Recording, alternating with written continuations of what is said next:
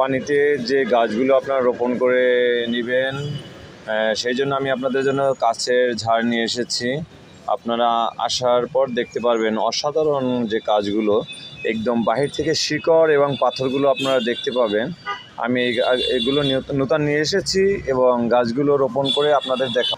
আমার কাছে এগুলো হিউজ পরিমাণে আছে, অনেকগুলো নিয়ে এসেছি। আপনারা অবশ্যই আসবেন এবং আপনারা পছন্দ করে নিয়ে যাবেন এবং কাজগুলো খুব পরিষ্কার এবং বাহির থেকে অনেক সুন্দর চিনাবে। আমি আপনাদের গাছগুলো রোপণ করে শিকড় এবং পাথর বাহির থেকে দেখাবো। অনেক সময় দেখা যায় আপনারা বলেন যে আমাদের পাতাগুলো কিভাবে মরে যাচ্ছে, তারপর কয়েন প্ল্যান্ট গাছ আমাদের রুমে ভালো হইতেছে না। আমার এই গাছটি একই রকম হয়েছে, আপনারা যেগুলো বলে থাকেন আমার গাছটি এরকম হয়েছে। এর কারণটা হলো পানি কম দেওয়া হয়েছে এবং গোড়ায় কোকোপিট, ভার্মি কম্পোস্ট এবং জৈব আপনার শিংকুচি হাড়ের গুঁড়ো আমি দেইনি, শুধু মাটিতে রোপণ করেছিলাম, সেই জন্য গাছটি এইরকম হয়েছে।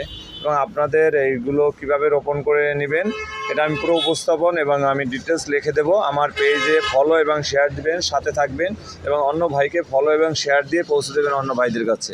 পর্যাপ্ত পরিমাণে কোকোপিট এবং শিংকুচি হাড়ের গুঁড়ো দিয়ে রোপণ করলে তারপর আপনার এই কয়েন প্ল্যান্ট অনেক সুন্দর হবে এবং কয়েন প্ল্যান্টটি পানিতেও রোপণ করা যায়।